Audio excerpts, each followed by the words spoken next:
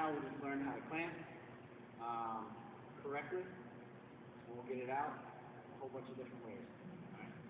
So when we're clamping, you're punching hard with that right hand. That left hand is just following through. The right hand is the main tool here. The way I hold my stick, I call it a hammer grip, right? I don't have my thumb out like this. I hold my stick like I'm holding a hammer. Hammer like that. You're doing the same thing here. This left hand, I don't necessarily squeeze and clamp with my left hand at all. Kind of clamp with my right, push with my left. Okay. So right now, we're not bringing the left hand up.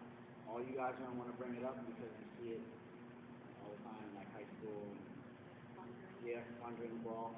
So right now, we're keeping it low. We're going to keep it low and work on getting that behind. So the first step, we're down, right? Here, straight up and down. We're going to clamp. All we're going to do for right now is we're going to clamp with this right hand, punch with the left, here. That's all we're doing. One thing you need to focus on when you're facing off is you're attacking the ball at a 45-degree angle into your opponent. Alright? You're not going straight down the field. You go straight down the field, and the guy beats you in the clamp, you're going to be able to get a fast break on. Even if you lose and you attack the ball at 45, you get into him with your body, you're going to jam him up, slow down his move, make him uncomfortable. And that's what you want to do.